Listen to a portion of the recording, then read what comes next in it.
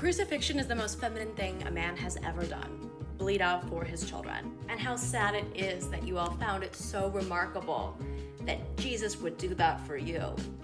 And forget about the women who've been doing that since they were 13. So this girl has zero understanding of biblical masculinity, like absolutely none, and I only seen a 15-second clip of one of her TikToks.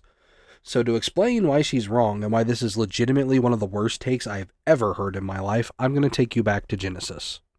So in Genesis, God creates the first man, and that man is Adam. So after creating Adam, God tasks him with tending the Garden of Eden and exercising dominion over everything in it. So seeing that it wasn't good for man to be alone, God put Adam into a deep sleep, took his rib from his side, and formed Eve, which is his bride and his helper, his bone of his bones, and his flesh of his flesh. Now, hold on to that image because it matters later. So the very first death in the Bible isn't a human, it's an animal. And after Adam and Eve eat the forbidden fruit, they realize they're naked and they feel ashamed. So God kills an animal himself and uses its skin to cover their nakedness. And this is the first picture of blood sacrifice to atone and cover human sin that we see. And from here on, animal sacrifice becomes a pattern throughout the Old Testament. So now we fast forward to Noah. After the flood, God puts a rainbow in the sky as a sign of his covenant to never flood the earth again. But a thing a lot of people miss is that there is no Hebrew word for rainbow. The word is simply kashet, or bow, as in war bow, the weapon. So God says, I have set my bow in the cloud. So the arch is curved upward, pointing to the sky, which is God's realm, where we envision that he sits. He's hanging his weapon of judgment in the clouds, aimed not at the earth, but back at himself. So he's redirecting his own wrath away from us and toward himself. That's the promise, and now also keep that in mind. From Genesis 1 all the way to the birth of Jesus, the entire storyline is God pointing toward one ultimate sacrifice. And over, he highlights the firstborn son, the one who carries the family name, the double portion of the inheritance, the weight of leadership, provision, and protection. The firstborn is the head of the household line. That's not random. It's actually kind of prophetic. And so the thing that ties all of this together is that Jesus Christ is the same yesterday, today, and forever. He doesn't change, and that means the pattern that we've seen from the very beginning, which is man created in God's image, sacrificial covering of sin, the war bow of wrath redirected back at God himself, and the central role of the firstborn as head, protector, and heir isn't some old cultural idea. It's the unchanging character of God stamped into creation. So everything in Genesis was already revealing who God already is. So now, fast forward to the New Testament, where it says Jesus Christ is the firstborn of all creation, the only begotten Son of the Father, and that he's the last Adam, the perfect man where the first Adam failed. See, Adam hid himself away, blamed his wife, and then left her exposed in her sin, and did not come forward himself. So Jesus steps forward as the true husband, with his bride being us, the church.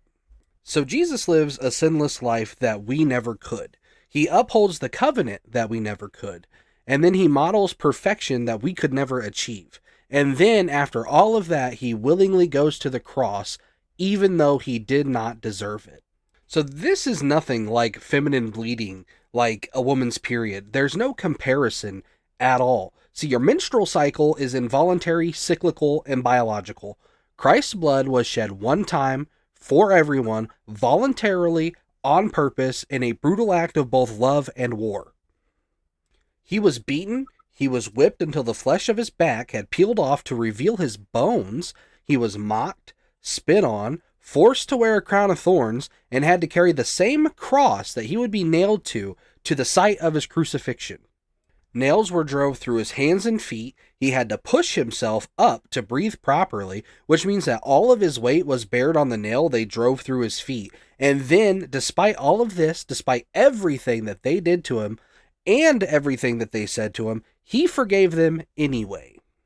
Then, after his final breath, a spear would pierce his side, the same side that Adam's rib came from, out of which flowed blood and water, birthing the church, his bride, just like Eve, came from Adam.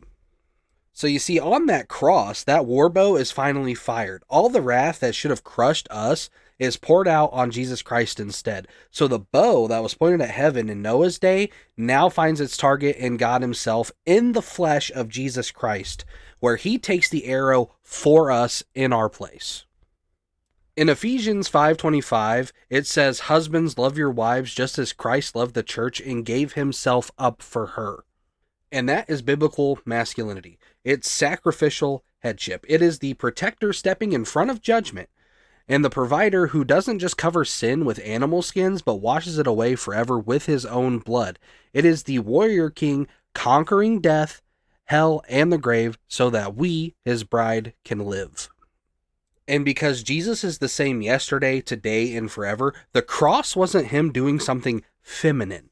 It was the eternal God in human flesh, perfectly fulfilling the masculine pattern that he embedded in creation from day one: dominion, protective headship, redirecting wrath onto himself, and total self-giving love for his bride. So the woman in that video reduced the single greatest act in our entire history to "he bled," so it's kind of girly, like a period.